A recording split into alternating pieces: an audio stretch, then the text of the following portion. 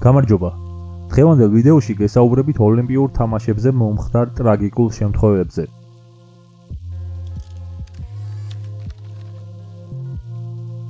ნიკოლა ბოტაშეი.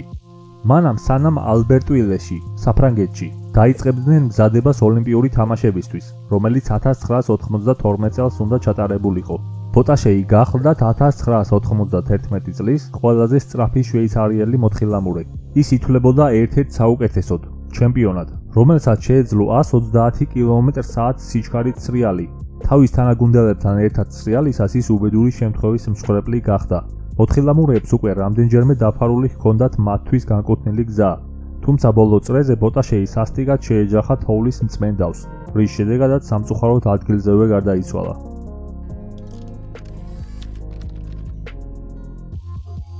სოჭის ქუჩის ძაღლები.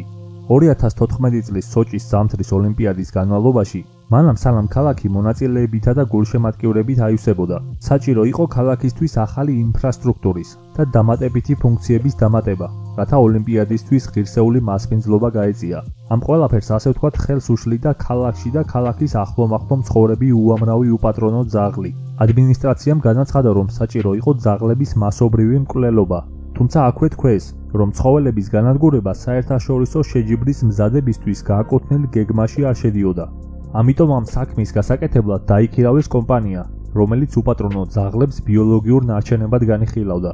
ეს კომპანია შეუდგა უსახლკარო ძაღლებზე ნადირობას და მათ მოწამვლას, რათა დაეხოცათ რაც შეიძლება მეტი ძაღლი ოლიმპიური თამაშების დაწყებამდე. ასობით, შეიძლება ითქვას ათასობით ძაღლი დაიღუპა ამ პერიოდში არაადამიანური მოპყრობის შედეგად. ასეთმა ულმობელმა საქციელმა ძალიან აღაშფოთა ოლეგ დერიპასკა. ეს გახლავთ მდიდარი რუსი ძაღლების მოყვარული ადამიანი. მან გადაწყვიტა რაიმე მოემოქმედებინა ამ მოვლენების sapasუხოდ. გამოყო დიდი თანხა დარჩენილი უსახლკარო ძაღლების გადასარჩენად. ოლეგიმ სოჭში სპეციალური თავშესაფარი ააშენებინა ასეთი ცხოველებისთვის, სადაც უპატრონო ძაღლებზე იზრუნებდნენ და სათანადოდ გამოკვებავდნენ. ყოჩა ღოლექს.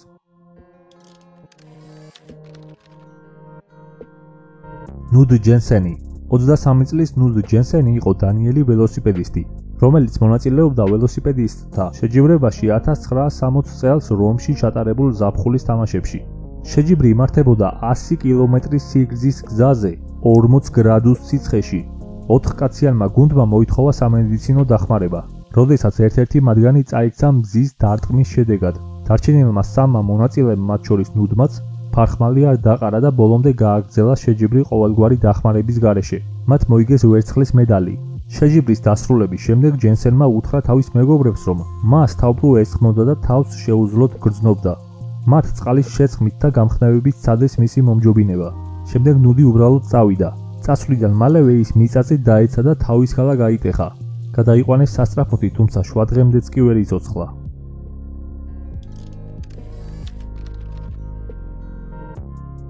ცენტენიალის ოლიმპიური პარკი.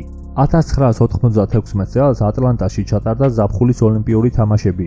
ცენტენიალის ოლიმპიური პარკი სავსე იყო ათასობით მაყურებლით. ღამის კონცერტის მსვლელობისას ერთ-ერთი სკამის ქვეშ აღმოაჩინეს შალის ქსოვილისგან შეკერილი ჩანთა, რომელშიც მოთავსებული იყო 3 ბომბი. საბედნიეროდ ის სრულიად შემთხვევით იპოვა დაცვამ, რომელმაც დაუყოვნებლივ აცნობა ამ ფაქტის შესახებ ხელისუფლებას. მათაც არ დააყოვნეს, შეუდგნენ ევაკუაციას და ბომბის გაუნებელყოფას. თუმცა საუბედუროდ ბომბი აფეთქდა და 2 ადამიანის სიცოცხლე შეიწირა. ასობით ადამიანი კი დაშავდა აფეთქების შედეგად. ბომბის დამონტაჟებელი ერიკ რუდოლფი 2003 წლის მაისში დააკავეს.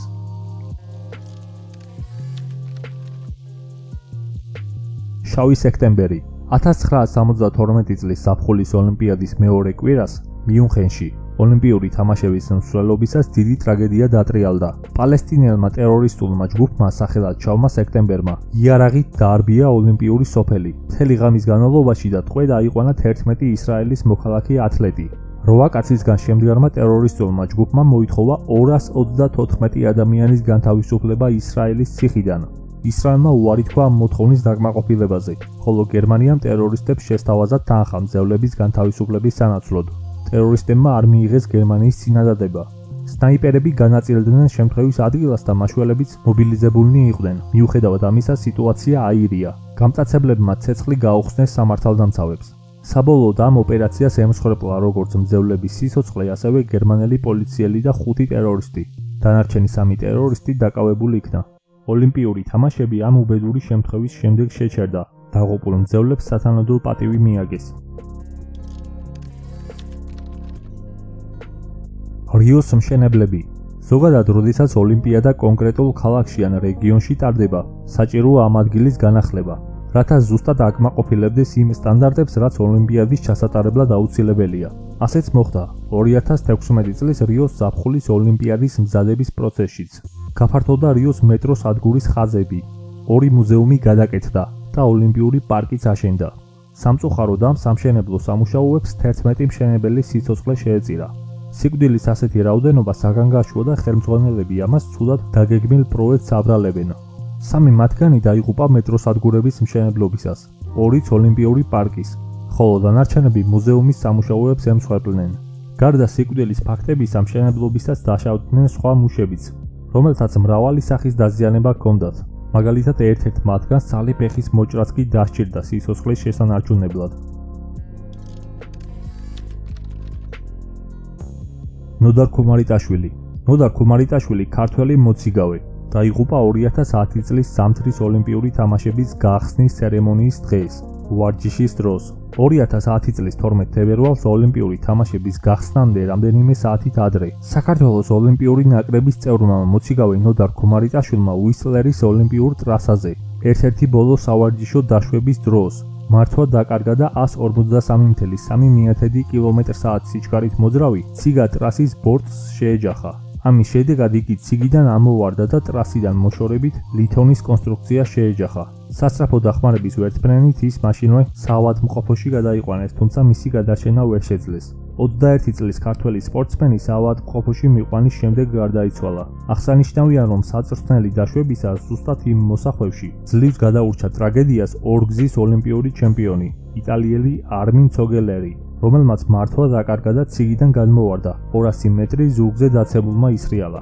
ასევე შემთხვევით გადაურჩა სიკვდილს რუმინელი მოციგავე ვიოლეტა სტრამატურარუ, რომელსაც დაცემის შემდეგ ტვინის შერყევა დაუდგინეს და ექიმებმა შეჯიბრებიდან მოხსნეს. ამ შემთხვევების მიუხედავად ორგანიზატორთა ოფიციალური განცხადებით ტრაგედია მოციგავის შეცდომას მოჰყვა და არა ტრასის გაუმართავობას. ქუმარიტაშვილმა მე-15 მოსახვევიდან გამოსვლა დააგვიანა და მომდევნოში სწორად ვეღარ შეძლო შესვლა. ამის გამო ყველა მცდელობის მიუხედავად ციგის მართვა დაკარგა.